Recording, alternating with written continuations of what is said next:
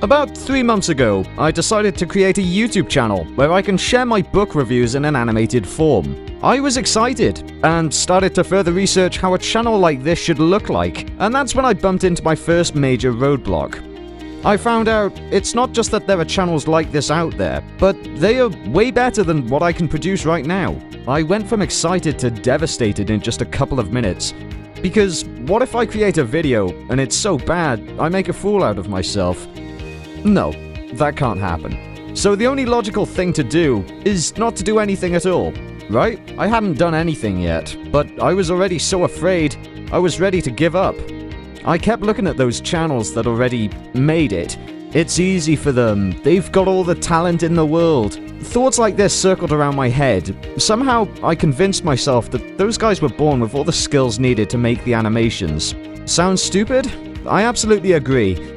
But a few months ago, I was 100% sure that they have innate talent to create such great videos, and effort has nothing to do with it. I kept going with this not-so-helpful train of thought. What if these guys have already achieved all the possible success in this area, and there's nothing left? Because success is a scarce resource, right? I was absolutely wrong, and it took me a lot of time and thinking to realize this. So let me show you how I would do it now if I could go back in time. I'd do my research again and find those successful channels too, but instead of freaking out how far ahead others are, I'd take inspiration from them. I mean, as far as I know, they are human beings too, so if they can make it, I can make it. Instead of becoming devastated, I'd become more excited because I found myself a great challenge. After starting to figure out what it takes to make an animated video, I'd realized there's much more to do than I first anticipated. No problem, I cannot expect to do something truly great without putting a lot of effort into it. Not to mention the effort I put into videos will help me achieve mastery eventually, and meanwhile I'm going to have fun learning new skills that I can put to use. Also, if others have succeeded in this area before, it means that there's an audience for these kind of videos, and if I put a lot of work into my videos, I can reach them too. I outlined 2 different mindsets. Carol Dweck calls these fixed and the growth mindset. Someone with a growth mindset believes that nothing is set in stone. Every challenge is a great opportunity to grow and sharpen his skills. Even if he fails from time to time, he sees it as a learning experience. As a result of this mindset, these people reach higher and higher levels of achievement.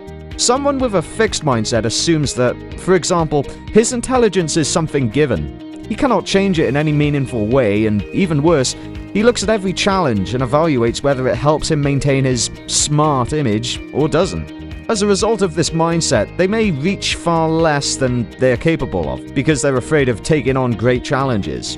Depending on how you view your certain abilities, these mindsets shape a great deal of your behavior, your reactions to certain professional or personal events, and at the end, even your capability of happiness. But why is it that someone develops a growth mindset and others a fixed one?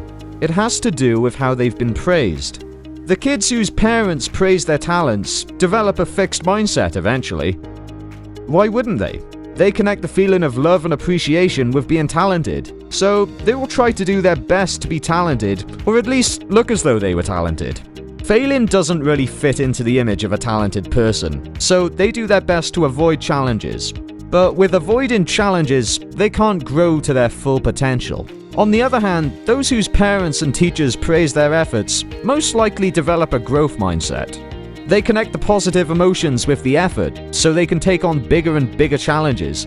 And even if they fail, they're happy to learn new things.